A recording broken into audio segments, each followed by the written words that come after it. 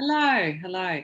In terms of aspects of business strategy and product innovation, which is the main theme of these every second Monday sessions, we've been working through in the prior sessions, which have been recorded, these topics. And today what I'm going to have a chat with you about is defining your target markets and customer personas. And I'll show you that within the business planning template that we're using in the business planning course that is available to you on your dashboard. Next week, next fortnight and the following fortnight, we'll be looking at clarifying your values and your business goals, and then putting in place strategies and actions as part of your business planning process. When we are doing strategy, we are always breaking it down into these steps. This is the best way to tackle developing strategy, is when whatever sort of plan, that could be a marketing strategy that you're wanting to develop, or it could be a business plan. But where are you now? Where do you want to get to? That's your goal setting. And then how you're going to get there are your strategies and actions. And then I think very importantly is about sharing and communicating.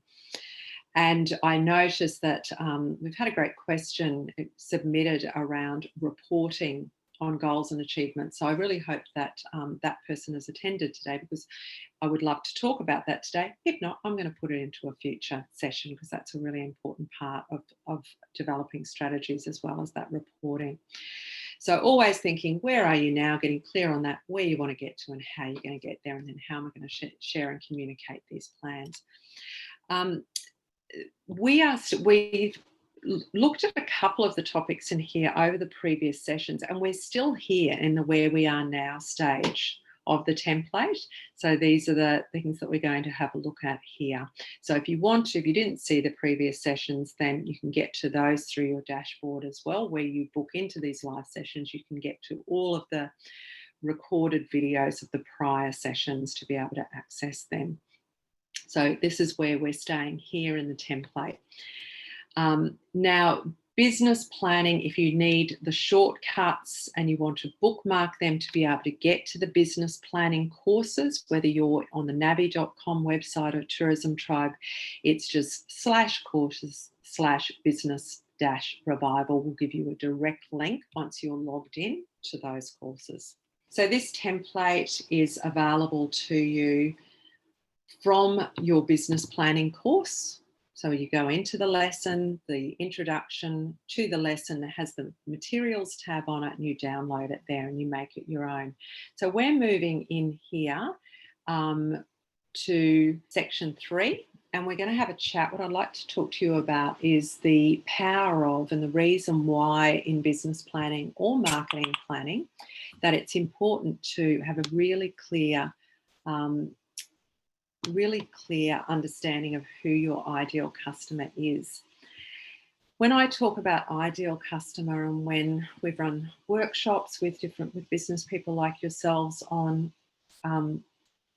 setting up digital marketing strategies, marketing plan, business planning, when I talk about ideal customer, I want you to picture in your mind the people who are really keen to part with their money to you. So what is it about them that makes them really love your offering or the way that you do it? Because these people, let's face it, they're the least hassle. They love what you do and they're happy to spend their money with you. So obviously we want to attract them because they're easiest to sell to. And so that's why having a really clear definition of your ideal customer is so important, because they're easier to deal with, they love what you do, and they are happy to pay the money that they see as value for what you do. So we start by doing that. First of all, I'm sure many of you have heard of the concept of target markets.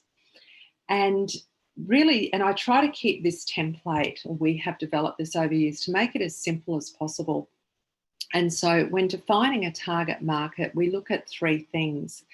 We look at the source market. Now, if some of you may be running purely e-commerce businesses, so your source market might be quite broad, But once again, if we can think about targeting, where are you most likely to get most of your customers from? So we think about the geographical source market. And, that source market, whilst if you're a physical located business, that's, going to be, it could be a very local market for you. If you are a tourism type business, there would have been a lot of shift in your market because of COVID. However, if you're an e-commerce business, it could be quite broad, but think about then even culturally, where are the geographical markets that work best for your business? Where is the greatest need? And where are those biggest markets that you can draw from? So we think about it in terms of where are our primary markets and where are our secondary markets. So you may have a primary market that is out of your local area that could represent 70% of your sales. You could then, that is so a typo I've not noticed before. That should say 30% there. No, I might have split this up differently. But anyway, you want to get to 100% in this table of your percentage of sales. So you're going to look at source market in terms of the geography, and then you're going to look at market segment. Now, when you are talking market segment, it's going to be different to you according to your type of business. Say, and I know some of the businesses we've got on here, say if you are delivering beauty and rejuvenation services, for example, then your market segment, you could have, it's probably predominantly going to be female, but you might break them down into older retired females and then into young mums, for example. If you are an artist, you might have, your target markets could be people who are real art enthusiasts for your genre of art. And then you could have others who are more sort of generalist and just appreciate art and are looking at more for more of a home kind of embellishment thing. So your segments are going to be different according to your business, but how do you break them down? Tourism type businesses, we tend to think in families and luxury or grey nomads. It's going to be different to you according to what it is you do. So that's the first stage of it. What's your primary market? What's your secondary market? And what percentage of sales are you targeting to get from them, or do you typically get from them? For us to be able to plan out our marketing strategies and say, well, what activities are we going to prioritize over the next 12 months in terms of marketing? We have to define these people more closely. And that's because the world of marketing has changed so much over the last 10 years, from being able to do fairly general mass marketing to now what technology enables us to do is highly targeted and personalized marketing to individuals. And your brains are probably going, I know what she's talking about. She's talking about targeted Facebook ads. I'll be talking about targeted ads on Google, two platforms that impact our lives greatly, that are going through potential evolution over the last few weeks with what's going on with them, with the media relationships. And email marketing, extremely personalized and targeted when it is done well. And all of these forms of marketing, when executed in a really targeted way and executed well, they do, in nearly all cases, give businesses results. So that's why we want to get a really clear definition of our customers.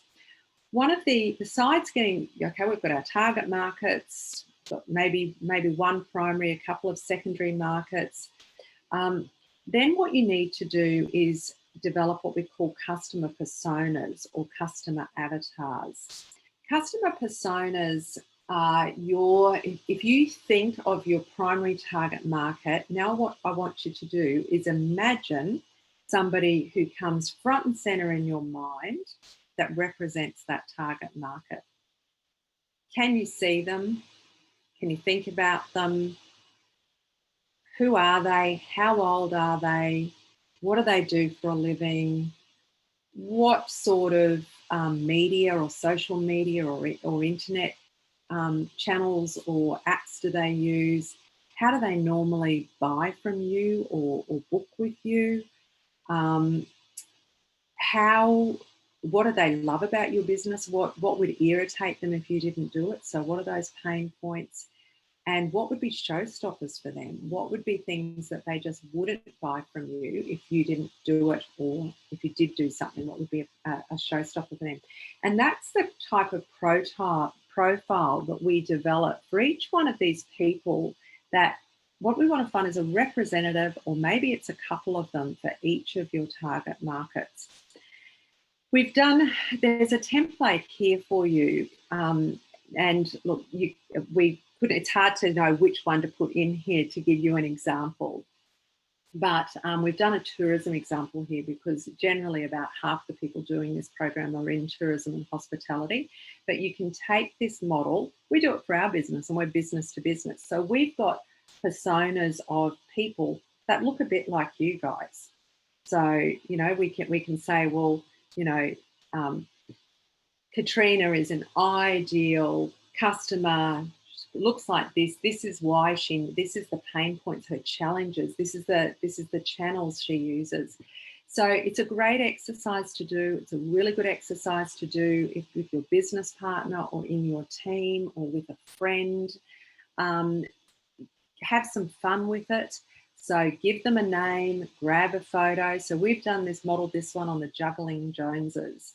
What's their life stage? What are they at in life stage? Life stage is a really good demographic category because it really puts people in a position in their life where certain things are really important to them. It helps you identify budget issues, all sorts of things. So life stage for these, they have school-age children, they're working in professional roles, for example, teachers, speech pathologists, senior public servants. They're about 40 years of age. They earn about 100 to 250K. What do they drive? What people drive is a really good indicator of preferences and whether they sort of fall into I've got plenty of cash to spend, a bit of luxury is important to me, or, no budget's really important. For these guys, four-wheel drives, SUVs. What are their interests? So you know this customer pretty well. So you can have a pretty good educated guess about what it is that's important to them. Given this is a tourism example, these things start to come out. Entertaining with friends, kids sports, health and fitness, holidays, wine and spirits. We've made a long list here, so you get you thinking: cafes, shopping, TV series, online. That sounds like a lot of people, doesn't it? Fishing, beach activities. Favourite music. Music is a really good identifier of people's where they sit in society and age as well. So think about if somebody said, what's your favourite music? Or, what would you say? Like if you were an artist and you're really trying to appeal to a more conservative arts, maybe more conservative rather than avant-garde or whatever target market, you may find that they're going to have, quite conservative music tastes. Media. What media would they use? We've got in this one, they watch The Project. They love FM radio stations. Facebook, Instagram, Pinterest, online news. These guys haven't picked up a paper. They're 40 years of age. They never really got there. So it's all online. What would be your ideal customer's path to purchase? For your business, their path to purchase, what would it be? At the early stages, so thinking about when they're just being given ideas for your type of business, would it be word of mouth from friends and family? Facebook, Instagram? Where are they going to get their inspiration from? And what about the next stage when they maybe get into some planning and looking for a business like yours or checking you out? They're going to go onto Google. Would they go to Facebook? Maybe if you're in the tourism and hospitality space, it's going to be Facebook and TripAdvisor to move to that next stage of evaluation. Where are they checking reviews? And then what about where they're booking or purchasing from? In a COVID era, we've seen a great increase in terms of consumers' willingness to buy online. So in most cases now, we would see that consumers, or your ideal customers, are expecting to be able to complete a purchase or make a commitment to you in an easy way on your website. Challenges and pain points. In this tourism example, we've got this young family traveling with friends. The real challenge and pain point for them would be nothing for the kids to do, poor service, poor organisation. Time is precious to them, and value for money, because even though they're earning fairly well, they've got so much they have to spend their money on because they have a young family. So we're getting into their world. We're thinking about them. Showstoppers, poor service and lack of responsiveness. They're out of there because these guys have got options. They have, they're not completely budget restrained. They really want good service. And then ultimately what you drop down to in this is, what does your business offer to them? I put a long list here of examples, but these are the sorts of things we hear when people do their personas. People with money who are using social media in this holiday space or luxury space, braggability. They want good things to be able to talk about. Quality service and facilities, private entertainment and relaxation with friends because they're traveling with friends, local attractions and experiences, cafes, nature walks. Friends will walk away feeling more connected. But that's another thing. Think about, what does your business or offering do for them in a transformational way? You may offer a business you may have a business that immediately you think, well, we're in the entertainment business or the travel business, or we solve problems for people, we fix things for them, but really when you think about what is it you really do for them, is it something deeper? If you fix things for them, that takes away a big problem. It allows them to keep moving forward with that product they had. Just dig a little bit deeper. So in this example, people walk away feeling more connected. They have new experiences, made new memories, done some of the things they enjoyed together. They've done things together. So you've just got to get into their heads and really think, what does your business offer them after you've done this profile? When you get clear on that, it allows you to move forward, as I said, with your marketing, and to get really much more on point with who you're talking to. If you were to take that statement about what it is you offer to them and think about, how does that translate into my unique selling proposition for my ideal customers? I want that front and center on the homepage of my website.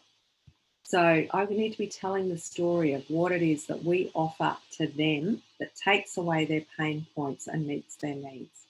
Make sense? So I'd love it, for those of you who are building out a business plan or a marketing strategy, that you get this down onto an A4 piece of paper, get a little photo up of people that look like them, give them a fun name, put it up on the wall so that it's always in your mind. And you could have 3 or 4 of these for your business, or maybe you just have 1, maybe you have 2. We have 2 in our business, and it just keeps us focused. The next thing I want to do is just talk about the SWOT, and I'm sure many of you have done a SWOT before. It's a really important part of developing a plan, and it's kind of like that final piece of where you are now. So you've done in this template, the journey you've been on is you've had to think about market trends for your business and your industry, and you've jotted some notes about that. You've done some competitor analysis, so looking at competitors or relevant businesses, comparative businesses to you, what they're doing well, what's their product focus. You might have even done what I suggested and done some Google searching on specific key search terms that people would be looking for a business like yours, to see how well these guys rank. That's a really good exercise to do. Don't forget to go incognito or private browsing when you do that. So otherwise you'll just keep getting back your own website all the time. You've had to think about partners. Who are your most important partners? Are they distribution, wholesale partners? You know, are they marketing partners? People who you can jointly market together? Are they associations? And what about the new partners you could have? So that's a bit of an external look. Then you've had a look at internal. So what's the value to our customers? So this is where you've done the review of your feedback and online reviews and dug for gold and found those comments that really allow you to find sort of the top 3 reasons why they want to do business with you. That's going to help you with those personas that you develop as well. So you can see we're on a journey through this template. Then also you've had a look, what are your current sales? If you're not a brand new business, what are your current sales and what channels are they coming through for you? So that you've drawn a line in the sand, a financial metric of sales of which products or which services. If you're a brand new business, you might put some targets in place, which will probably evolve in terms of what you do. And then you've come down here to make a clear definition of your customers. Puts you in a really good spot then that you've done all that thinking, made some notes to do your SWOT. So those of you who've done SWOTs before, strengths that you recognize in your business, and there is a SWOT, a separate SWOT guide in your materials tab for this course that gives you some more hints on developing your SWOT. But your strengths that are internal in the business, is it your fabulous track record with customer service? Is it the quality of your products that you're known for? Is it the great team that you have? Is it your processes? What is it that you are your strengths? And you might have identified some of those through the customer eyes by doing a review of your feedback. What about weaknesses? Where can you see some opportunities to improve your product, your customer service, your processes, your marketing? What have you started to think about there? And then we look at external. So what are the opportunities externally to your business?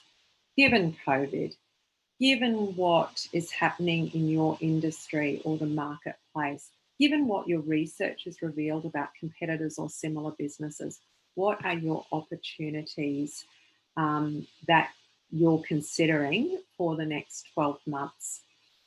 Typically, we're seeing businesses going, I want to get more online. I want to be able to sell more through e-commerce on my website, and I want to get better at the marketing so people know that's what I'm doing. And that becomes a bit of a future-proof strategy for what may come. And it also plays catch up because the threat is in the next box that you don't do that. And the digital marketing is so good and the ability to sell online is so good by your competitors that you get left out of the race. So what are those threats? If you don't pursue these opportunities, and these two things normally work together, then what are those threats to your business? Is there another way to deal with them other than these opportunities? So it just pulls you back up to big picture about your business, the environment, your competitors, and what you're going to focus on. So that's what I wanted to take you through at the template.